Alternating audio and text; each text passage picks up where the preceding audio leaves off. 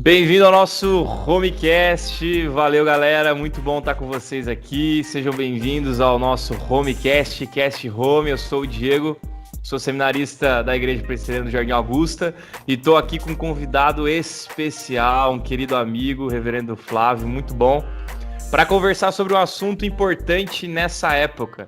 E esse tema que eu quero convidar esse meu querido amigo para falar é sobre piedade pessoal. Como praticá-la, existe, não existe, o que é piedade, como cultivar a piedade atualmente, a piedade em Cristo, o que é ser um homem piedoso, existe possibilidade de ser piedoso no meio desse caos maluco do Covid-19. Então, para responder essas perguntas, eu estou aqui com um querido amigo, um teólogo taubatiano, que é formado pelo Seminário Presbiteriano José Manuel da Conceição, o famoso JMC, em São Paulo. Ele que fez convalidação em teologia pela Faculdade Presbiteriana do Mackenzie. Atualmente ele é pastor da Igreja Presbiteriana Central de Campinas, casado com a Leila, com dois maravilhosos filhos, Henrique e Guilherme, amigo e irmão de trabalho. Flávio, muito obrigado por disponibilizar o seu tempo, o seu conhecimento. Agradeço de coração, pastor. Eu que agradeço, Diego, muito obrigado pela oportunidade, muito bom estar aqui com vocês.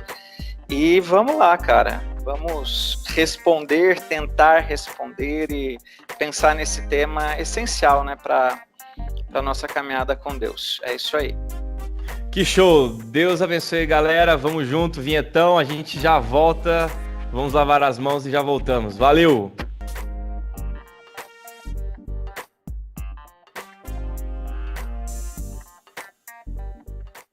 Estamos de volta, valeu com o nosso Homecast, obrigado, lavou suas mãos, tamo junto. Pastor, sinta-se em casa, aqui a sua home, a nossa home.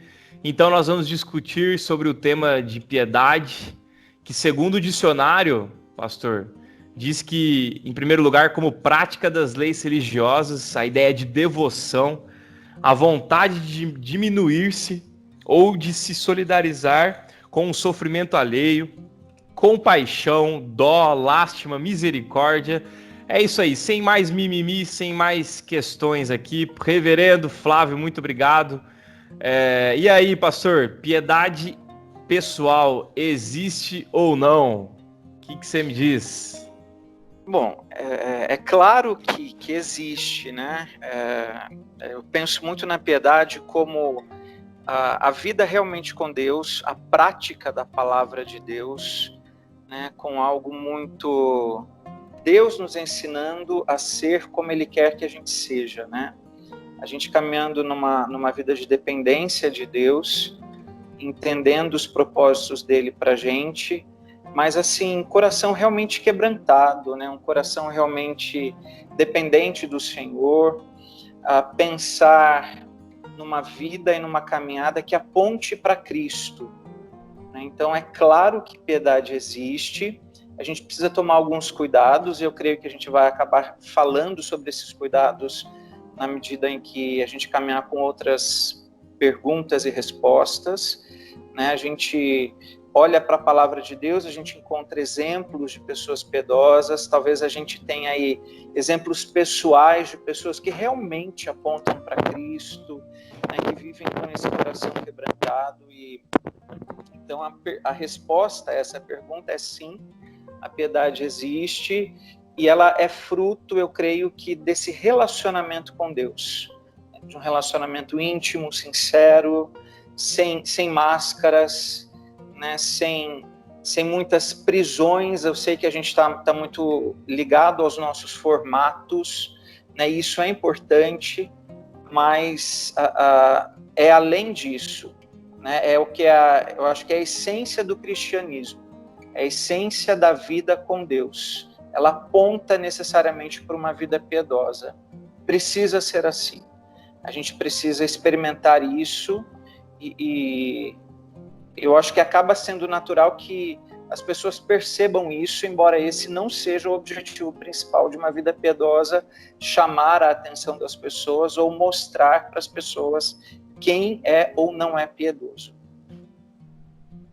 Muito legal. Eu estava até olhando aqui algumas notícias e até recebi uma pergunta de um anônimo aqui, não está no nosso script, reverendo, mas ele mandou dentro de uma notícia que fala assim: após coronavírus, busca por sites pornôs e cangurs, não sei se assim se fala, aos ingleses aí, desculpa, cresce no Brasil, né? Essa busca por pornografia. A pergunta que essa pessoa me disse está dentro dessa perspectiva de, nesse tempo em casa, sozinho, com muito tempo ocioso, procrastinação, como lidar, pastor, com as tentações, né? Como lidar quando percebemos que estamos imergindo em pecados durante essa quarentena. Essa pesquisa, ela mostra realmente isso, porque há um aumento de busca por sites pornôs e mostra a nossa pecaminosidade. Então, como que a gente lida, pastor, com essas tentações? Eu sei que eu te peguei meio de surpresa, mas acho que dá para caminhar em relação a essa tentação. Como que a gente lida com isso? Tá, bom, primeiramente que eu acho que talvez o problema seja anterior ao corona, tá? Assim, essa questão do corona e talvez esse índice aí que surgiu, ele só vem evidenciar um problema anterior, né? Que eu creio que muitos jovens, muita gente tem sofrido com isso ultimamente, até por causa dessa facilidade de acesso, né? Hoje em dia, você pode usar o seu celular com toda a descrição do mundo, ninguém vai saber o que você acessa no seu particular, e é você e Deus, né? Apenas ali. Essa consciência de que a gente esconde de todo mundo e não de Deus, isso devia realmente encher o nosso coração de temor e tremor, e a gente se posicionar de maneira muito firme em relação a isso, né? Talvez agora, pensando nessa quarentena, tanto tempo dentro de casa, tanto tempo ocioso, há quem diga que a cabeça vazia é a oficina do diabo, né? Então a gente precisa ver do que a gente tem se alimentado, qual é a nossa prioridade. E pensando nisso, eu acho que cada dia é uma vitória, as pequenas vitórias têm que ser comemoradas, celebradas, agradecidas, né? Então, é realmente ter consciência, eu não posso acessar, eu não posso buscar nada que venha a contribuir para que eu tenha vontade de buscar isso, de saciar os meus desejos através da pornografia, cortar o mal pela raiz, alimentar a mente com aquilo que vem de Deus, alimentar o coração com aquilo que vem de Deus, e ter consciência, né? Cada um é tentado pela sua própria cobiça quando esta o atrai e o seduz, né?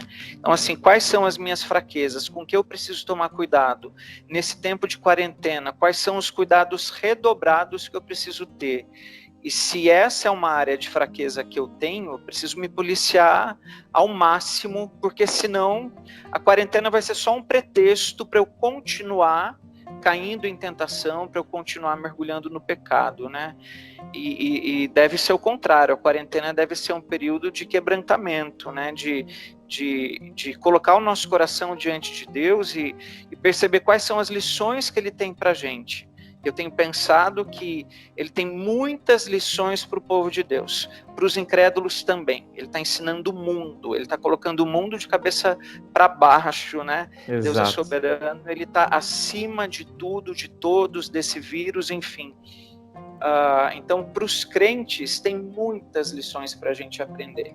E uma delas talvez seja como é que a gente tem reagido às nossas fraquezas e às nossas tentações. Então, se há esse índice que revela essa busca pela pornografia ainda de uma maneira mais intensa nesse tempo, isso aponta para mim que o problema é anterior ao corona, né? Pensando, o problema é o nosso coração, né? É do nosso coração que procedem todos os pecados, todas as manifestações pecaminosas. Então, a gente precisa cuidar do coração. E sempre lembrar, né, que Deus é fiel, Ele não vai permitir que a gente seja tentado além das nossas forças. Ao contrário, Ele dá o livramento. pensando nisso, a escolha está na nossa mão, ceder ou não ceder, me santificar ou não. Enfim, então, eu penso muito dessa forma, né? Eu acho que o celular ele pode ser bênção ou maldição, o computador, a internet pode ser bênção ou maldição na nossa vida. Muito legal. Até nessa ideia que o senhor estava respondendo, eu lembrei de uma frase que o pastor Silas falou no bate-papo passado, que eu achei muito interessante, que ele vai trabalhar a ideia de que a quarentena revela aquilo que somos. Sim. Então, e aí ele fala, e eu tenho medo daquilo que eu sou. Então ela tem revelado pecado, ela tem revelado pessoas amarguradas, destruídas, depressivas, angustiadas.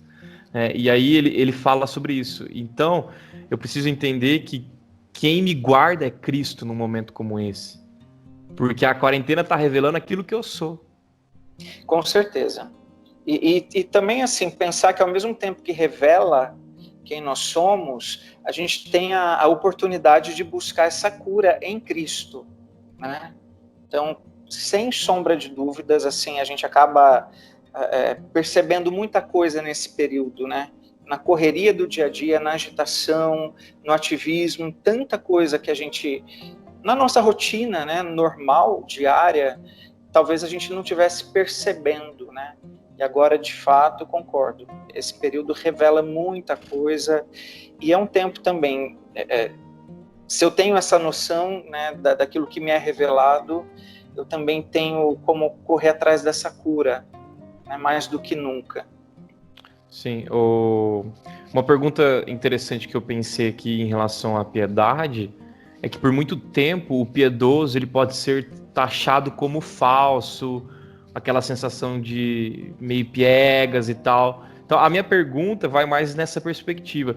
Existe a possibilidade de ser piedoso, de ter um coração piedoso, voltado para Cristo, e não passar uma sensação de falsidade, de uma falsa pessoa, porque é o que a gente encontra muito em igrejas, né? Você percebe pessoas que demonstram uma certa piedade, mas por diversas vezes se encontram num estado de falsidade.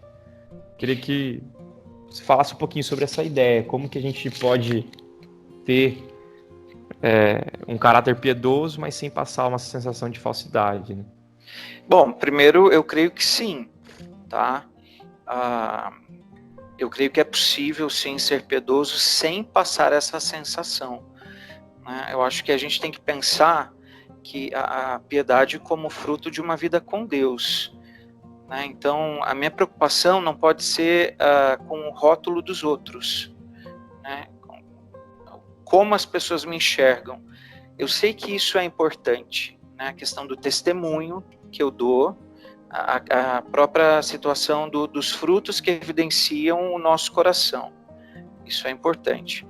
Mas, ao mesmo tempo, eu não devo ficar preso ao que pensam ou não pensam ao meu respeito. Eu não devo ser guiado por isso. Eu não posso ser dependente da opinião alheia. Ela tem um peso sobre a minha vida, mas eu não posso ser dependente da opinião alheia. A motivação, ela não pode... A motivação. Exato. Exatamente. Assim, se não, aí sim a gente corre esse risco de cair numa postura piegas ou numa sensação de falsidade, porque eu posso correr o risco de, ao invés de me relacionar verdadeiramente com Deus, de ter esse relacionamento natural com Ele, eu acabar ficando preso a tentar chamar a atenção das pessoas. Então, na medida em que eu me preocupo mais com o que os outros pensam de mim, até mesmo do que o meu próprio relacionamento com Deus, e que eu fico extremamente assim escravizado em passar uma imagem de super espiritual, aí então a minha motivação é errada, né? E eu estou preso àquilo que não é o principal, eu estou me desviando do foco. Então, assim, eu creio que é possível ser piedoso sem passar essa sensação de falsidade. né? Eu não devo ficar preso ao rótulo. E também não devo me preocupar assim, será que as pessoas estão percebendo que eu sou ou não sou espiritual, que imagem que eu passo, né? Isso não pode ser a nossa motivação principal, né? E é claro que aí também, o texto lá que Paulo, me lembrei de um texto, quando Paulo fala aos Coríntios sobre a ceia, né, o contexto é diferente, mas ele fala, examine-se, pois, o homem a si mesmo, né? Eu creio que esse deva ser um exercício constante da nossa vida.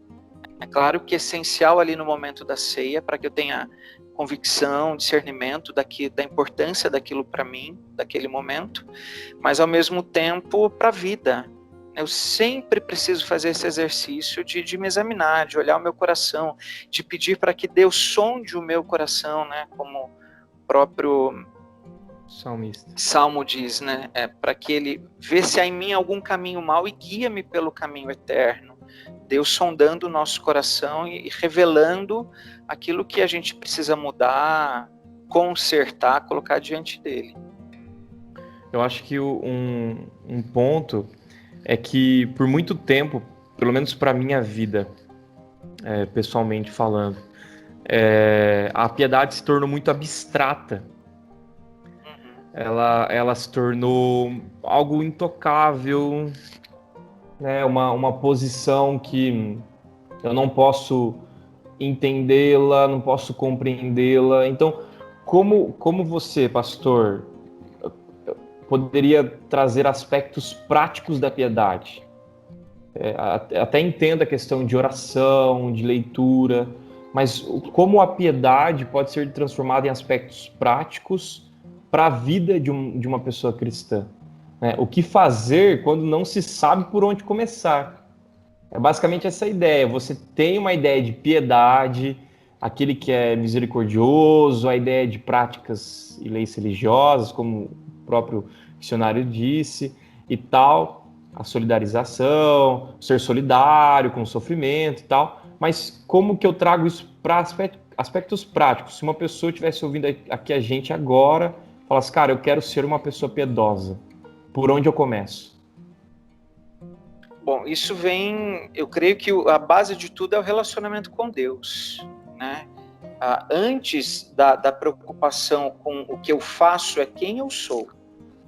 Quem eu sou, né? Então, eu sou um servo de Cristo, eu sou um discípulo de Cristo, eu tenho realmente me relacionado com Deus. Eu penso muito na questão assim, isso vai muito além das informações que eu tenho a respeito de Deus. Eu posso ter muitas informações a respeito de Deus, eu posso ter versículos decorados, eu posso ter referências assim, as mais ricas possíveis, né? Mas não, ao mesmo tempo não ter uma vida de conhecimento profundo de quem Deus é, e consequentemente de quem eu sou, e aí de um relacionamento com Ele, né? Há um texto que eu separei aqui, que eu gosto muito quando penso na questão da piedade, é a segunda epístola de Pedro, capítulo 1, que diz o seguinte, eu vou ler só um trecho a partir do versículo 3. Visto como pelo seu divino poder nos têm sido doadas todas as coisas que conduzem à vida e à piedade, pelo conhecimento completo daquele que nos chamou para a sua própria glória e virtude. Então, eu penso assim, Deus nos dá todas as condições de uma vida verdadeiramente abençoada, de uma vida abundante e de uma vida piedosa. Ele coloca os recursos à nossa disposição, né? Eu acho que na medida em que a gente tem essa sede de Deus, em que a gente anseia realmente conhecer mais ao Senhor, viver na presença dEle, reconhecendo os nossos erros, as nossas falhas, nos aproximando dEle, a gente busca esses recursos que Ele coloca à nossa disposição. Então a piedade, talvez até como o próprio avivamento, né, muita gente diz que, eu concordo com essa linha, a gente não produz avivamento, isso vem de Deus para o nosso coração, Talvez a vida piedosa, ela se inicie a partir desse relacionamento com Deus, fruto desse relacionamento com Ele, e é Ele quem coloca esses meios à nossa disposição. E aí é claro que eu preciso pensar em vida de oração, em vida de leitura, em vida devocional. Eu preciso pensar num arrependimento genuíno pelos meus pecados. Eu preciso realmente, assim, o Espírito Santo, ele nos convence dos nossos erros, né? Então eu preciso dessa consciência daquilo que precisa ser mudado, do que eu preciso evitar, as armadilhas que eu preciso fugir. Eu sei, eu reconheço a minha imperfeição, né? A gente tem essa consciência de que não seremos perfeitos aqui, mas a gente caminha numa vida progressiva de santidade, a gente busca o poder que vem de Deus, a capacitação que vem dele para que a gente viva conforme a vontade dele. Então, ainda que tenha um conceito abstrato, né, a gente pensa numa definição para a piedade, né, mas é muito mais do que isso. Isso se revela ao longo da nossa vida. Penso também na questão do fruto, né, pelos frutos que são naturais, né? Isso é natural. Eu não fabrico, mas é um processo natural, aquilo que vem de Deus. Então a nossa vida vai acabar evidenciando isso. Quem, talvez assim, por onde começar, né? Comece buscando a Deus, comece colocando sua vida diante de Deus, comece talvez até fugindo um pouco do estereótipo de uma religiosidade, né? Eu sei que a religião, ela é importante, aquilo que a gente faz é importante, mas mais importante do que tudo isso é o nosso relacionamento com Deus. E a gente às vezes corre o risco de ficar muito preso ao que a gente faz, e às vezes até de maneira mecânica, automática, sem a devida reflexão, sem a devida importância, e o nosso coração vai se distanciando da essência, e o nosso coração vai se distanciando da fonte principal, que é Deus. Você olha para a história bíblica, isso é muito comum, né? Como Deus repreendeu o povo dele no Antigo Testamento, a gente vê Jesus também repreendendo isso no Novo Testamento. É uma vida de aparência religiosa, mas piedade zero, coração frio, endurecido. Então, acho que é um quebrantamento genuíno e a busca por um relacionamento sincero com Deus. E aí, é claro, usar os meios de graça que Ele mesmo coloca à nossa disposição, como o próprio texto que eu li, para que isso aconteça, né, de maneira natural. Eu achei sensacional essa sua posição, porque realmente não é uma receita de bolo. Né? Nós não temos como colocar num quadrado a ideia de piedade. Não, piedade é exatamente isso, né? É muito difícil, né? Então, para uma pessoa que está querendo posições práticas, é difícil você enquadrar. Não, ore, jejue, leia igual a piedade. Não, e está resolvido, né?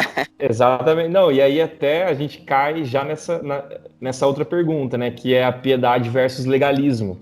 Tá. Como que eu equilibro? Como que eu consigo encontrar um equilíbrio dentro dessa perspectiva? Porque ou você trabalha com a piedade, ou você está achando que é um cara piedoso, mas é um cara extremamente legalista. Né? Eu achei legal isso que você falou. Porque eu faço o que faço? Falta de reflexão naquilo que nós fazemos, né? Falta de pensar, por que eu faço isso? Sem o pensamento da essência, como o senhor mesmo disse, sem essa ideia, por que eu estou fazendo isso? Qual é a essência da piedade? Se o objetivo é chegarmos na aparência de Cristo, qual é a essência dessa piedade? E aí parece que o ser humano, buscando essa ideia de piedade, ele cai no legalismo. Então a pergunta é, como que a gente vai equilibrar essa ideia de ser uma pessoa piedosa e tomar o cuidado do legalismo que a gente cai hora ou outra, né? Sim. Eu acho que as ideias estão muito interligadas, né? Então eu penso que a piedade, a vida piedosa, ela está ligada a quem eu sou. E o legalismo, ele está ligado ao que eu faço. O que eu faço é importante? É claro que é importante. a gente pensa numa vida de serviço a Deus. Então, todo o meu serviço, né? Eu não posso desprezar aquilo que eu faço, mas eu tenho que, antes do que eu faço, eu penso no coração, em quem eu sou. Então, isso é uma distinção muito importante para mim. E aí eu pensei sobre essa questão do legalismo em 3 textos. Eu só vou comentar aqui 2 deles lá no Sermão do Monte, né? Primeiro, quando Jesus fala sobre a importância ali das esmolas, né? E até depois da oração também, né? Ou seja, a sua mão não vê o que a outra mão está fazendo. Você não precisa ficar se vangloriando do que você está fazendo. Quando você for orar, entra no teu quarto, fecha a tua porta. Você não precisa ficar se preocupando em chamar a atenção dos outros, porque quem se preocupa em fazer isso dessa forma, já conseguiu a recompensa. Ele vai conseguir talvez o aplauso do homem. Então, uma vida de aparência. Né? E um outro exemplo, lembra lá do publicano e do fariseu. Senhor, eu te dou graças porque eu não sou como esse, né? Eu não roubo, eu não faço isso, eu não faço aquilo, eu dou o meu dízimo, eu jejuo, eu oro tantas e tantas vezes. Então a gente tem ali alguém preso numa vida totalmente legalista, preso naquilo que ele fazia, achando que aquilo que ele fazia era o suficiente, enquanto que aquele que volta para casa justificado é um homem que estava lá no fundo, de cabeça baixa, batendo no peito e faz uma oração simples e profunda ao mesmo tempo: ser propício a mim, pecador. Então, eu creio que essa diferença entre a piedade e o legalismo é a essência entre aquilo que eu sou, realmente quem eu sou, e o que eu faço. Eu repito, o que eu faço é importante, mas não pode ser mais importante do que aquilo que eu sou. Porque senão eu corro o risco de, assim como o publicano, o fariseu que eu citei, né, eu continuo como pastor, vou me colocar na jogada, né? Eu continuo pregando, eu continuo ensinando, eu continuo dando o meu dízimo, eu continuo fazendo tudo aquilo que está ligado ao meu ministério, mas eu corro o risco do meu coração estar distante de tudo isso. Então, aí eu caio numa vida legalista, né? E acabo, de repente, cobrando dos outros um comportamento, né? Aquilo que se espera de um discípulo, de um crente, talvez sem me preocupar ou sem que as pessoas sejam levadas à reflexão. O que eu tenho feito para Deus, em nome de Deus, eu coloco o meu coração antes do que eu faço, o meu relacionamento com Deus, a minha vida com Ele, tá ok, né? Senão fica tudo vazio, né? Fica tudo vazio. E até lá, lembrando aqui do próprio Sermão do Monte também, muitos naquele dia vão dizer: mas Senhor, eu fiz tanta coisa em Teu nome. Pera, eu não te conheço. Então, só fazer em nome não é suficiente. Isso é legalismo. A piedade, ela está ligada à essência, ao nosso coração. Creio que seja isso. Sensacional, muito legal. Eu creio que vai ser uma luta para o resto da vida, né, Rev? Sim, com certeza. Uma luta para o resto da nossa vida, beirando o legalismo, momentos, beirando piedade, busca pela piedade, beirando às vezes o ser liberal ou não, e essa briga, né, no nosso coração, a gente querer acertar e mesmo assim pisar na bola, né? Sim. É um problema enorme, né? Mas pensando em examinar-se constante, né, cara? E pedir para que Deus incline o nosso coração, direcione o nosso coração, para a gente não se perder, né? Porque senão a gente se perde, cara. Liga o piloto automático e cara, vamos embora, esse piloto automático, né? Essa marcha neutra, né? Um ponto morto, como diria, parece que arrebenta realmente com a gente, né? Porque para muitos a pessoa está viva, mas já morreu faz tempo, né? É verdade, é verdade. Que Deus venha de forma poderosa, avivando o nosso coração, né? Trazendo restauração para o nosso coração, trazendo piedade, porque sabemos que em nós mesmos não vamos encontrar, mas sim essa busca, né, incessante, essa centelha divina que há dentro de nossos corações, né? Que busca querer achar o que está acontecendo com a gente, né? Mas, pastor, quem foi a pessoa mais piedosa que você já conheceu? Eu sei que é uma pergunta difícil, pessoal, mas e aí, quem foi a pessoa mais piedosa que você já conheceu? Assim, a resposta veio de imediato, né? Eu acho que tamanha referência que a pessoa foi para mim é a minha avó, cara. Que legal, Eu que legal. tenho algumas referências assim de pastores, para mim muito piedosos, né? Mas eu queria até fugir desse estereótipo, né? Vou trazer um pastor aqui. A minha avó foi a nossa referência, né? Minha avó, ela faleceu já há 3 anos. Ela ficou viúva muito cedo e ela praticamente conduziu a família a Cristo, né? Eu sou fruto do trabalho evangelístico da minha avó, ela que começou plantando a semente no meu coração, e a lembrança que eu tenho dela é a lembrança assim de uma mulher muito bondosa, uma mulher muito temente a Deus, que dedicou a vida dela a Cristo, a igreja. É uma mulher de muita oração, tudo ela resolvia na oração, sabe? Aquele coração muito bondoso, sempre chamando a gente, os netos, né?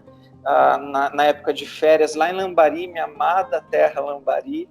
Um Né? salve pro Chamando a pessoal de gente, Lambari. saudade, chamando a gente para culto doméstico, para leitura da palavra, para oração, nunca deixando a gente começar uma refeição sem que ela fizesse uma oração, né? Então, assim, ela, sem sombra de dúvidas, eu acho que foi o nosso grande pilar, a nossa grande referência, usada verdadeiramente por Deus para que a família se rendesse a Cristo, né? A gente se aproximou do Senhor, a gente conheceu a igreja, conheceu a palavra por causa dela. E, assim, foi muito tempo de oração, viu, Diego? Não foi algo rápido, instantâneo. Ela orou e perseverou, eu creio que por todo mundo da família, durante muito tempo, muito tempo. Que legal, então, que legal. Assim, é a nossa referência, uma lembrança muito especial, né? Eu sei que esse é o testemunho, é o meu testemunho aqui para vocês, mas para muitos da minha família, ela foi essa mulher assim especial, o exemplo de piedade, mulher de oração, de leitura de palavra. Todas as nossas conversas, eu tenho cartas dela até hoje guardadas, né? Pego as cartas e ela ali fazendo referência à vida com Deus, à fidelidade, à consagração, Deus tem o melhor, confie. Todas as conversas dela giravam em torno da palavra, enfim. Realmente marcou a nossa vida e eu levo essa lembrança com muito carinho no meu coração para toda a minha vida. Vó Miriam. Que emoção, Heavy. Eu fiquei emocionado aqui porque às vezes a gente imagina que a piedade ela vai estar sempre colocada em algum homem ou mulher que tenha teologia, que seja uma pessoa extremamente conhecedora, que tenha estudo, que envolva, não necessariamente, mas assim, a gente pensa nisso, né? E não querendo também menosprezar a ideia do estudo, nada disso, mas perceber que a piedade ela está talvez próxima da simplicidade também, né, pastor? Sim, com certeza. E ela era uma mulher simples. Ela era uma mulher simples. E com toda a simplicidade dela, com todo o amor, ela deu esse testemunho, ela foi exemplo, ela foi forte, né? Todos os problemas, né? Toda a família tem, ela sempre conduzindo tudo ali com muita sabedoria. Ela era o nosso porto seguro, né? Então a família corria para ela, os filhos corriam para ela, mesmo viúva, né? Era a nossa referência, os netos corriam para ela. E eu não me lembro da minha avó, assim, explodindo, sabe? Reagindo violentamente, com grosseria, não. Era com calma, era com amor, era com abraço, era com oração, enfim. Deixa muita Emoção, saudade, cara. Muita saudade, né? E perceber que é na singeleza, né? Na simplicidade da vida, nas pequenas coisas, a piedade transbordando, né? E atingindo toda uma família. Cara, sensacional, Rev. Eu não sabia dessa história. Com certeza. O primeiro exemplo que me veio à mente foi ela. Nossa, é sensacional, Rev. Eu fico muito feliz de ouvir isso. Eu espero que as pessoas também percebam essa emoção, porque é uma pessoa simples marcando a vida de uma família por completo. Não é, eu imagino que não seja só você, mas ela sendo a base de uma família que se rendeu aos pés de Cristo. E sim, eu digo isso não só pela minha mãe, né? Minha mãe, eu, meus irmãos, o nosso lar, os outros filhos também, né? Eu tenho um primo que também é pastor batista e com certeza fruto ali desse trabalho, desse exemplo, do testemunho da minha avó. Outros que se converteram, que estão firmes com Deus, tios, primos, fruto desse trabalho. É claro que Deus conduzindo, ela era apenas instrumento, a gente tem convicção disso, mas foi muito especial mesmo. Ela deixou muitas saudades, né? Sofreu aí no final da vida com uma enfermidade prolongada, enfim, mas hoje ela está com Deus. Isso Amém. Conforta o nosso coração. Amém. É realmente muito bonito de ver, Rev, a sua postura e como uma pessoa marcou sua vida. E assim, eu acho que fica um desafio para a nossa geração, né? Por que a nossa geração não tem sido conhecida como uma pessoa como a sua avó? Parece que a gente busca tanta coisa nova, né? Somos os neólatras, como diriam alguns amigos meus, que nós buscamos o novo a todo instante, o melhor carro, o melhor celular, a melhor live, a melhor conversa, o melhor lugar, o melhor lugar para se morar, a melhor pessoa para se estar, e esquecemos da singeleza, da simplicidade e como isso marca a vida de pessoas, né? Como isso marcou a sua vida, né, Ref? É a essência, né? Eu acho que a gente pensa nessa questão de simplicidade, de essência. A gente tem que voltar para a palavra, né? Até pensar no cristianismo mesmo, raiz, né? Vou usar esse termo, aquilo que vem de Jesus. E quanta coisa que, talvez até como igreja, que a gente faça que Cristo não pediu para a gente fazer, né? E a gente às vezes vai se desviando do foco principal, né? De viver a palavra, de ir e fazer discípulos, né? Como missão principal. Então a gente tem que tomar o cuidado para sempre voltar à nossa base, voltar à nossa referência, voltar para a palavra. O cuidado para a gente não querer buscar tanta coisa diferente, né? E de repente perder a nossa essência, né? A vida de um relacionamento com Deus. Isso é piedade, né? E é natural aí que os frutos venham, é natural que a gente exale o bom perfume de Cristo, ou pelo menos deveria ser natural, mais natural. Não é algo que a gente força, não é algo que a gente fabrica, é algo que vem de Deus para o nosso coração. Então a resposta ao que Ele fez por nós acaba sendo essa vida consagrada, coração quebrantado, uma vida piedosa, né, na presença dEle. Legal. Se você está curtindo, continue com a gente. Uau, respostas sensacionais, obrigado. Você é uma pessoa piedosa, está ouvindo a gente aí? Pense bastante, dá uma refletida em relação a esse tempo que a gente está tendo aqui e daqui a pouco a gente volta. Valeu, galera!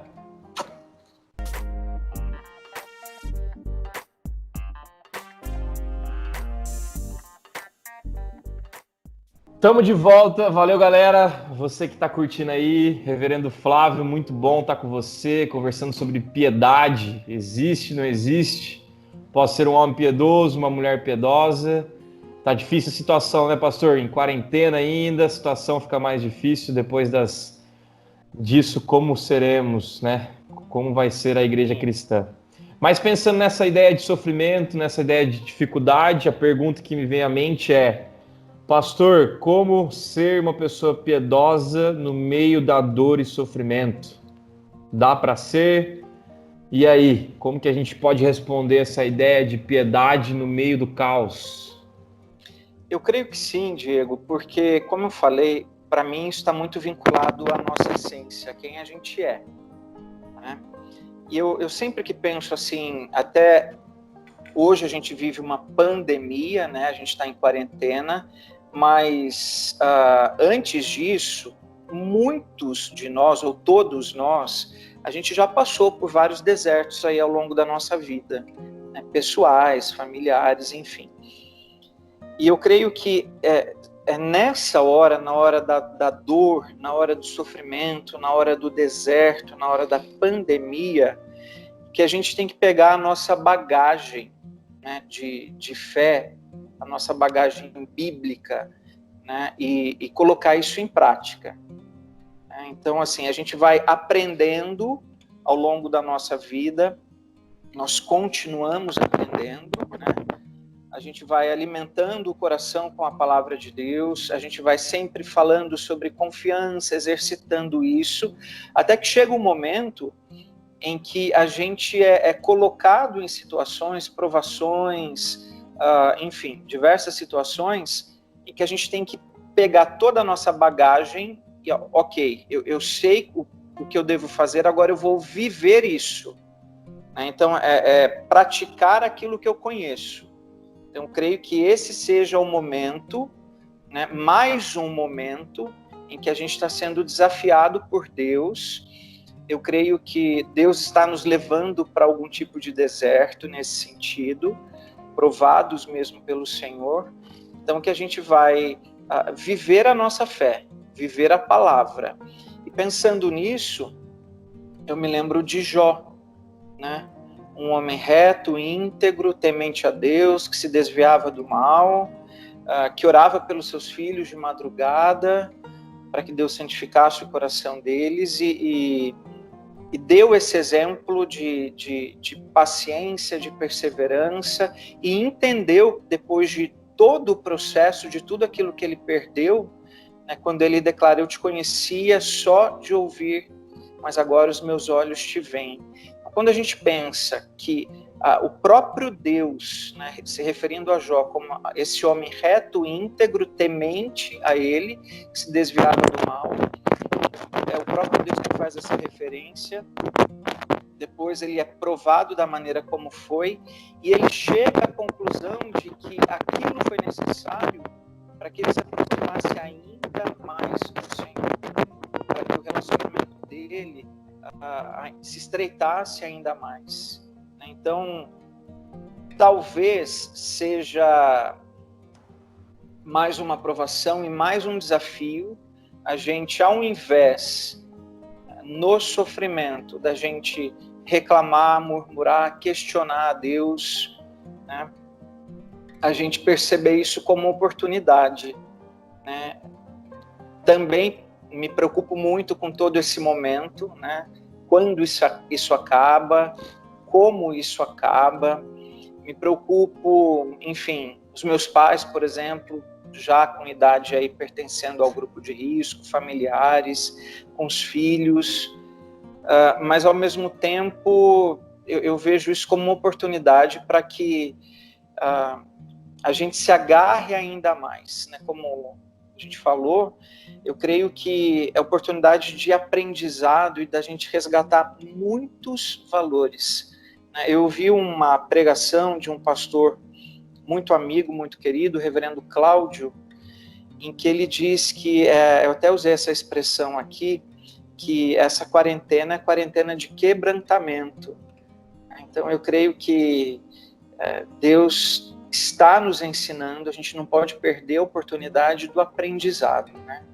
E achar que é só mais um tempo dentro de casa. Não, não é. É preciso que a gente aprenda, é preciso que a gente preste atenção e aproveitar esse tempo realmente para rever muita coisa, para reavaliar muita coisa, para reavaliar a nossa fé, né?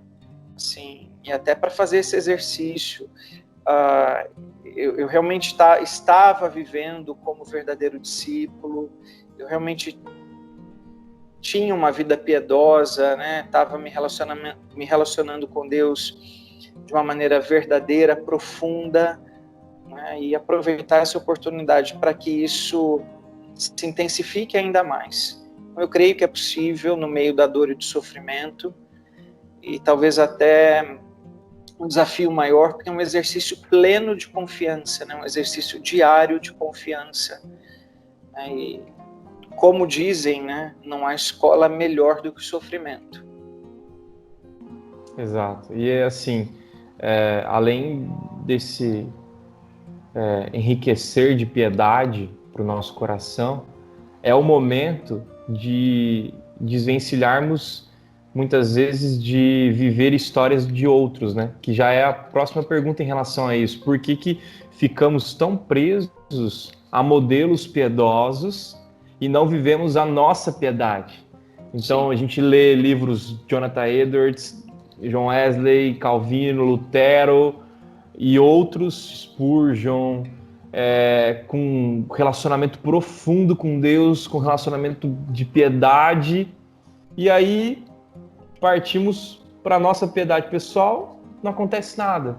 Então a gente sabe muito bem como Calvino passou por tal situação, nós sabemos como Spurgeon passou pela doença e como ele foi piedoso na depressão, no desespero.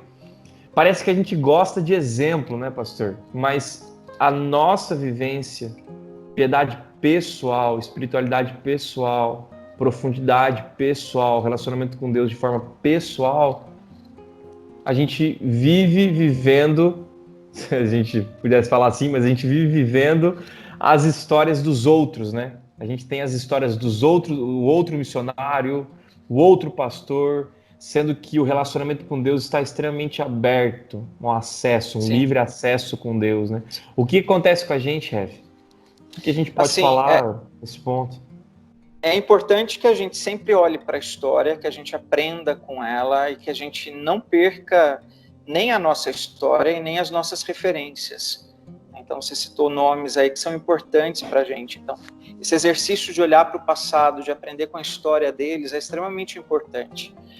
Agora, fica a pergunta, né? Puxa, se eles foram assim, se eles deixaram um legado tão importante, se eles deixaram um testemunho, né, tão exemplar, por que eu não posso viver algo parecido?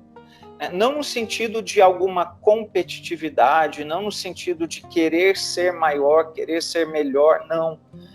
Mas de viver experiências, no mínimo, tão profundas quanto a que eles e outros homens e outras mulheres viveram, né, ao longo da história. Eu acho que a gente precisa fazer esse exercício de olhar para o passado, olhar para trás, mas avançar também, né, e entender que nós hoje somos os instrumentos de Deus e que nós, na dependência de Deus, nós estamos construindo essa história. Então, assim, se eu não tenho vivido algo semelhante ou algo tão profundo, talvez eu esteja falhando nesse processo. E aí a gente volta de novo, né, a essência, quem eu sou, o que eu faço. Será que a gente não está se perdendo no meio de tudo isso, na nossa rotina? Né? Aquilo que é base, que é essencial, né? Vida devocional. Não tem como a gente pensar numa vida piedosa, verdadeiramente piedosa, longe da palavra, longe de uma vida de oração, longe do caminhar na dependência de Deus. Eu sei disso, mas então eu tenho orado como eu deveria, eu tenho me relacionado com Deus como eu deveria. O meu tempo de leitura da palavra é o tempo que realmente eu me dedico como deveria me dedicar. Então, talvez aí eu penso que a gente esteja falhando nesse sentido. né? Eu não posso ficar parado olhando para trás, né? É como falei, as referências são aí, é importante relembrar a história e aprender com ela, né? A gente não pode ignorar isso de maneira alguma, mas eu preciso avançar, né? Então, assim, talvez nós estejamos falhando nesse processo, né? A gente precise romper essa barreira da mediocridade, romper a barreira do legalismo, né? E a gente realmente buscar a Deus intencionalmente, intensamente, todos os dias. Por que é que a gente precisa, e aí é que está, né, o deserto é necessário, mas por que que a gente precisa de uma pandemia? Por que que a gente precisa de Deus colocando a gente dentro das nossas casas, numa quarentena, numa preocupação tremenda, para que o nosso coração seja quebrantado? Porque se não for Deus agindo dessa forma, talvez assim, naturalmente, a gente vá se perdendo, a gente vá até achando que eu sou bom, que eu sou capaz, que eu sou inteligente o suficiente, que eu já estudei bastante, que eu já li muito, né? E de repente eu coloco a me achar autossuficiente, ao invés de caminhar nessa total dependência de Deus e me lembrar sempre das palavras de Cristo, né? Sem mim, nada podeis fazer. Então, talvez a gente vá se perdendo aí ao longo da nossa rotina, do nosso dia a dia. Eu acho que esse é o nosso risco, é o nosso maior desafio. E ainda mais, assim, pensando que nós, como pastores, seminaristas, a gente vivencia o espiritual com muita naturalidade, né? Então, sabe aquele cuidado que eu preciso ter de que o texto que eu vou pregar, é claro que ele precisa falar ao meu coração, mas antes disso eu preciso ter o meu momento com Deus.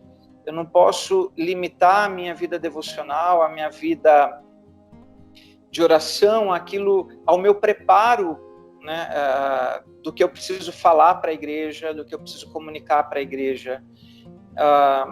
É o meu relacionamento com Deus. Senão, de repente, eu acho que o simples fato de eu ter gastado o meu tempo aqui preparando um sermão para o domingo já é o suficiente para a minha vida devocional, para o meu relacionamento com Deus. E é muito mais profundo. Né? Como a gente lida constantemente com a palavra, com o mundo espiritual, com a vida espiritual, talvez a gente precise de um cuidado redobrado para que a gente não se afaste da essência dessa vida verdadeiramente consagrada, verdadeiramente quebrantada diante do nosso Deus. Então, esse exercício é importante, olhar para a história, aprender com a história, não perder a nossa base, não perder as nossas referências, mas entender, puxa, hoje nós estamos construindo a história. Então, pedir para que Deus realmente trabalhe no nosso coração, que a gente tenha sede de Deus, sede do Deus vivo, que a gente lamente pelos nossos pecados, que a gente tenha vontade de buscar a Deus verdadeiramente, né? Com certeza, se a gente colocar o nosso coração, né, dessa forma diante de Deus, como o texto lá de Pedro, né, Deus tem nos dado tudo aquilo que é necessário para uma vida piedosa. Os recursos estão à nossa disposição, né?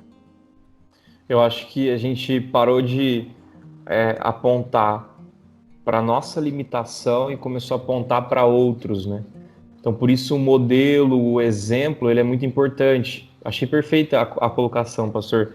Nós temos uma história muito bonita, nós devemos olhar realmente como doutrina, como vida de homens piedosos, mas eu acho que a gente parou um pouco de perguntar, e a gente? Uhum. E a minha vida perante Deus?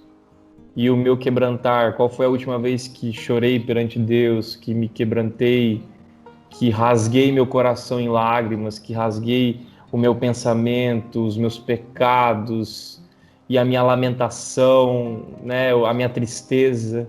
Então, cada vez mais parece que nós baseamos a nossa vida em história, em exemplo, e somos bons nisso, parece, né? Nós somos conhecedores profundos de vidas de outros, mas quando perguntamos qual foi a última vez que você conversou com Deus de forma sozinha, nós não conseguimos responder.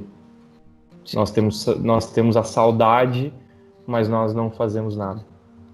E assim, isso é tão sério, porque é muito recorrente a gente voltar sempre no mesmo tema, né? E quando você pergunta, sei lá, para adolescentes, jovens, para adultos, quando a gente se pergunta, né, como é que está a sua vida devocional? Ah, podia estar melhor.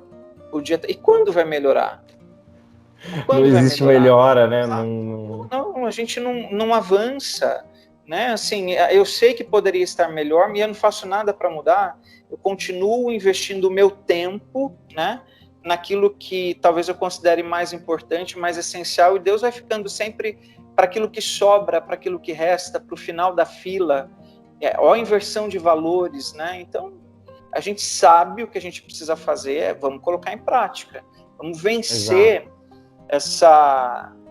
essa rotina, né? Vamos vencer esse limite que a gente coloca, né? Não é o outro que é responsável pela minha vida espiritual apática, pela minha frieza espiritual, pela minha falta de piedade. Sou eu o responsável. A gente parece que joga pro famoso, Deus é soberano. Ele sabe todas as coisas, ele é soberano sobre tudo. E aí a minha prática, zero, porque Deus é soberano. Quer dizer, a Eu não, responsabilidade é dele, né? a responsabilidade é dele, não há responsabilidade humana. E a gente A perde minha essa frieza ideia, né? espiritual é responsabilidade de Deus, né? Cuidado para a gente não fazer isso, né? É o desespero, né? Dentro dessa ideia da essência, né? Eu até lembrei de um livro que eu dei uma lida, até um livreto, um e-book, que chama Piedade e Paixão, do Hernandes Dias Lopes, A Vida do Ministro, é a vida do seu Tá. ministério. Ele cita que a piedade é um estilo de vida. Eu achei isso muito massa, porque é exatamente isso, é a essência, estilo de vida é a essência, aquilo que você é. Então, e até a gente olhando para o Novo Testamento, né? Quando há diversos textos que piedade está relacionado com caminhar com atos piedosos, misericórdia, doação.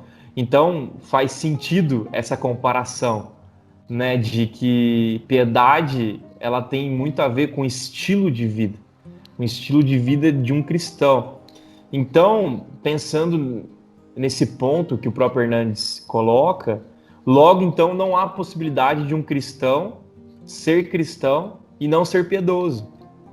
Então, acho que o fim dessa conversa, desse homecast nosso aqui, é que o cristão ele deve ser piedoso. Não tem como você configurar cristão e piedade longe. Desconectado, né? Exatamente, não tem como você desconectar esses dois pontos. Eu queria que você falasse um pouquinho, Heavy, sobre essa ideia. Por que há tantos cristãos que não entendem assim? Eu sou cristão, mas não necessariamente eu preciso ser igual o líder, igual o pastor, né? Aquela ideia de o papa, aquela ideia de o cara é o líder, ele é o top e eu não preciso ter esse relacionamento piedoso com pessoas. O que aconteceu com a gente, né? Eu penso aí, Diego, que a questão talvez seja um processo de crescimento espiritual, de amadurecimento espiritual. A gente tem algumas expressões bíblicas que apontam para essa possibilidade, né? Então, Paulo fala que, olha, ele deu leite de beber porque não havia maturidade. É preciso que haja esse crescimento, isso vem com o tempo. Isso vem com o tempo, é claro que com a disposição, a procura da pessoa, a busca, né, por isso também, mas talvez assim a resposta para esse questionamento seja porque as pessoas se encontram em vários degraus dessa maturidade. Então, pessoas que talvez se converteram há menos tempo, que têm ainda muito que aprender, muito que crescer e, consequentemente, pensar nessa vida piedosa como resposta àquilo que Deus fez por ele, né? Então, talvez, né, numa primeira leitura, eu acho que é questão de maturidade, de crescimento espiritual, né? Então, a gente sabe, né, de repente, assim, talvez isso tenha acontecido com a gente, né? o tempo foi necessário, as experiências que a gente viveu que foram necessárias, as quedas, os tropeços, os nossos erros, o tempo dedicado a esse crescimento espiritual necessário para que a gente aprendesse um pouco mais, para que a gente amadurecesse um pouco mais, enfim. Então eu creio que realmente faça parte desse processo de crescimento espiritual, e todo crente, né, todo discípulo de Cristo, ele precisa crescer, né? A gente não pode ser a criança espiritual, a gente não pode ficar no leitinho sempre, é preciso que haja amadurecimento. E aí eu concordo também que isso acaba se tornando um estilo de vida, né? Na medida em que eu entendo que eu fui criado por Deus, eu sou servo dele, eu entendo que eu devo viver para a honra e para a glória dele, eu sei que eu devo viver de modo consagrado, eu sei que eu devo fugir do pecado, da aparência do mal. Então, na medida em que isso vai ficando claro e que Deus vai trabalhando no nosso coração, a gente não vai se amoldando, né, a esse mundo, vai buscando essa vida profunda com Deus. Isso é um estilo de vida. E aí essa piedade, ela vai se evidenciar, acho que de diversas formas. Talvez voltando lá no começo, né, sem passar essa sensação de falsidade, né, de uma vida piegas, assim. A nossa preocupação não vai ser essa, mas os frutos virão, né? O fruto é algo que vem de um processo natural, né? Sempre a expressão bíblica vinculada a uma árvore que tem as suas raízes profundas, perto aí de águas, que consegue buscar esse alimento, que consegue crescer e que no devido tempo dá o seu fruto, né? Então, essa vida constante com Deus, né, de receber constante do Senhor, de ter o Espírito Santo trabalhando no nosso coração, isso vai naturalmente, ou deve naturalmente se transformar num estilo de vida. O que não pode acontecer, às vezes a gente ouve, né, eu sou assim mesmo, né, eu não mudo. Como assim? A gente precisa mudar. Deus trabalha no nosso coração, Ele dá ferramentas, Ele dá condições, é o Espírito Santo, né? Nós somos templos do Espírito Santo, Ele nos convence dos nossos erros, a gente vai crescendo, aprendendo, e eu penso muito que na medida em que esse processo de crescimento e amadurecimento ele vai acontecendo, vai ficando mais fácil a gente vencer as tentações, mais fácil fugir das ciladas, mais fácil fazer escolhas abençoadas, pautadas aí pela palavra de Deus. É um processo de aprendizado, agora é para a vida, né? A gente sabe que é para a vida toda. E até mesmo pensar que, ok, é um estilo de vida, é um processo de crescimento, mas até mesmo quando a gente cai, né? O Espírito Santo ele vai nos convencer, a gente vai se reerguer e retomar essa caminhada. A grande diferença é que nós não somos mais escravos do pecado. Cristo nos libertou. Nós somos guiados pelo Espírito Santo e mesmo as nossas quedas, porque ainda somos imperfeitos, elas devem passar a ser a exceção da nossa caminhada com Deus e não a regra, porque Ele já nos libertou, né? Então concordo que é um estilo de vida e aí que isso vai sendo evidenciado ao longo da nossa caminhada, ao longo da nossa jornada, ao longo do nosso crescimento espiritual. E aí todos nós precisamos buscar esse crescimento, né, na dependência de Deus. Legal. Pastor, queria pedir que você fizesse uma oração pela gente, pela nação brasileira, pelo mundo em relação à situação que nós estamos passando. Obrigado por derramar a sua piedade. Você é realmente um amigo de coração. Tenho como um irmão piedoso. Eu te chamei para falar sobre esse tema, não é por acaso, mas eu pensei em você. Agradeço de coração por tudo que você foi na minha vida, na minha família. Louvo a Deus pela sua vida. Pastor, muito obrigado. Queria que você fizesse uma oração pela galera, povo do Home aí. Muito obrigado também você que participou com a gente. Agradeço muito, estamos longe. Porém, o abraço fica aqui virtual e uma vida de piedade no desafio. Diego, mais uma vez, muito obrigado pelo convite, tá? Realmente foi um bate-papo especial, né? Que Deus nos ensine, né? Que Deus realmente quebrante o nosso coração e que a gente prossiga nessa jornada vivendo para Ele, né? A gente está aqui para isso. Valeu mesmo pelo convite, Deus abençoe você, a Ju, o Thiago aí está trabalhando por trás e todo mundo que acabar ouvindo ou assistindo aqui essa Homecast. Muito obrigado mesmo, Deus abençoe a todos. Vamos orar.